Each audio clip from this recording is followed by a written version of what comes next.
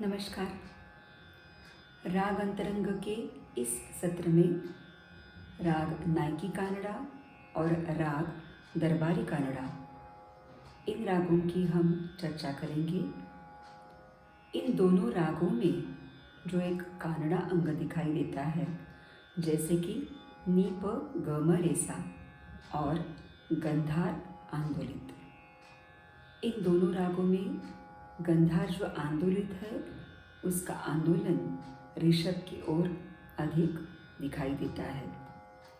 हमने पहले भी कुछ सत्र में मल्हार, मियाँ मल्हार और बहार की जो तुलना देखी थी, तब मैंने यह कहा था कि मियाँ मल्हार का जो आंदोलित गंधार है वो मध्यम की ओर अधिक झुका हुआ दिखाई देता है।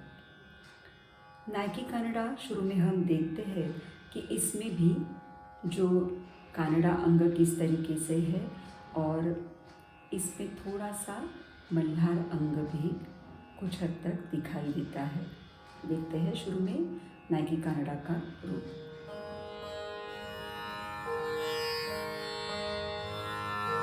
रे नी सा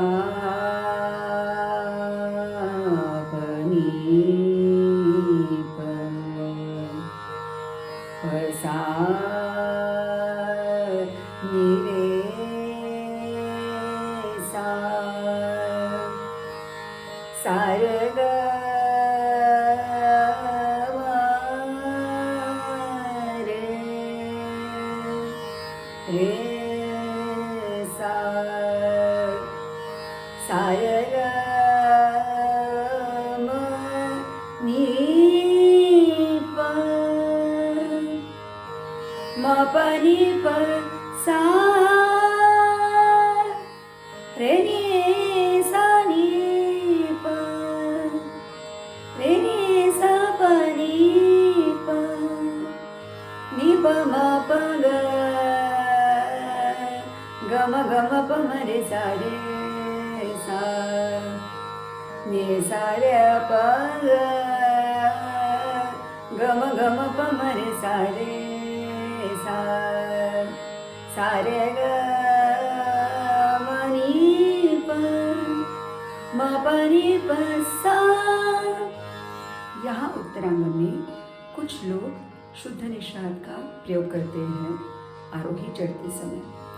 मपनी पर नी सा रे नी सा नी पर रे नी सा पनी पर नी प म प ग गम गम प म रे सा रे सा।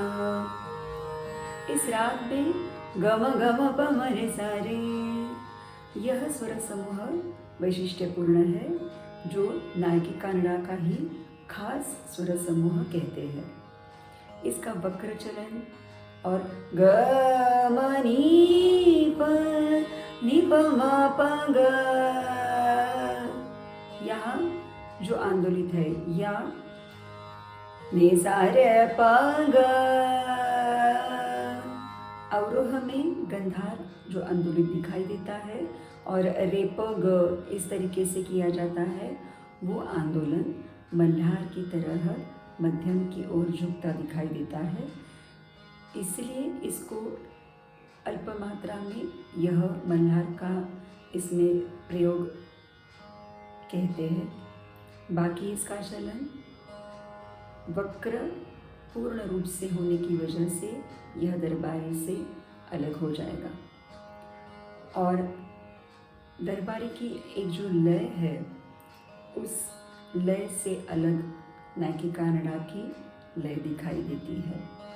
अधिकतर प्रचार में यह जो राग है जिसमें केवल कोमल निषाद का प्रयोग होता है और बार बार सारे ग म नी प, कुछ हद तक सरल अगर लेना है तो ने सा रे म रे म प म नी प ग,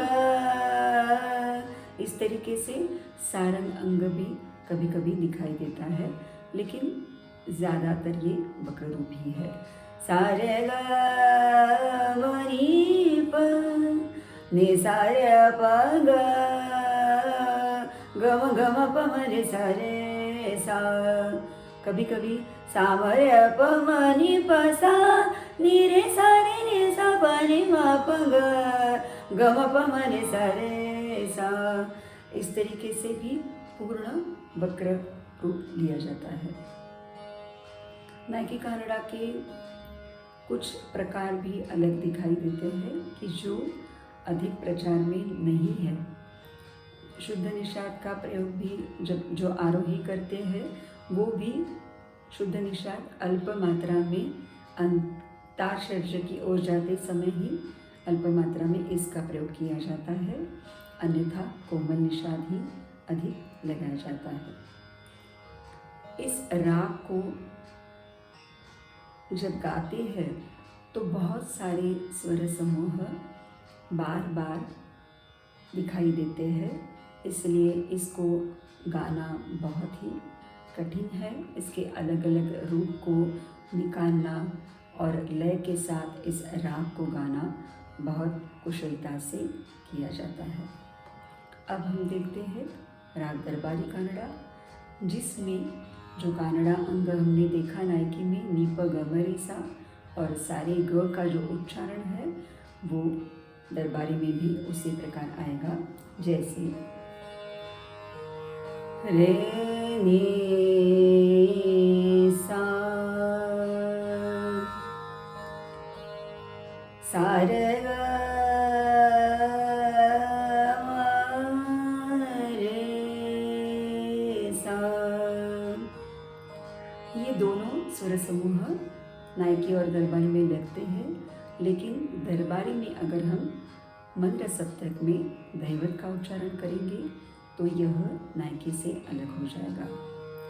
रे नी सा ग नी प म प ग नी रे सा।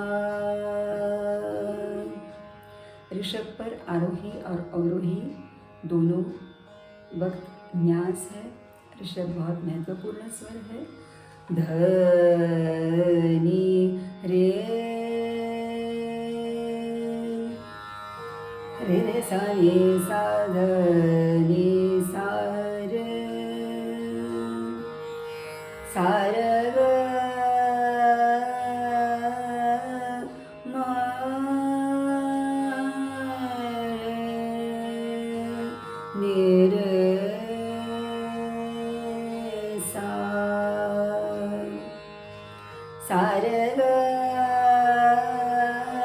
म प म प ग। यहाँ भी दैवत पर आंदोलन है। म प ग नी प नी प म प ग म रे नी प ग म रे नी रे सा। इस राग में पूर्वांग में गंधार पर आंदोलन और उत्तरांग में दैवत पर। इस वजह से इसका जो एक समतोल इस राग में दिखाई देता है और इस राग की लय भी धीमी हो जाती है। ऐसे कहा जाता है कि मियां तानसेन ने अकबर बादशाह के लिए इस राग को बनाया। उसको नींद नहीं लगती थी अकबर बादशाह को, इसलिए जब मियां तानसेन ने इस राग को बनाया तो उस राग का प्रयोग बहुत अच्छी तरह से हुआ, ऐसे कहा जाता है।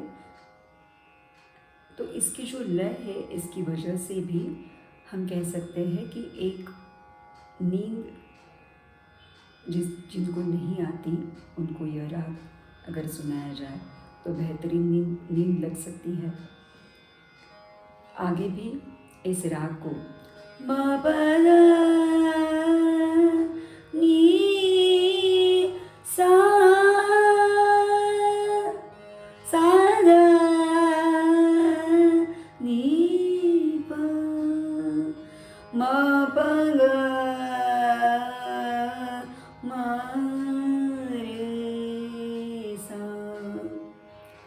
आरोही यह राग सरल जाता है और अवरोही इसका धैवत और गंधार वक्र रूप से आता है।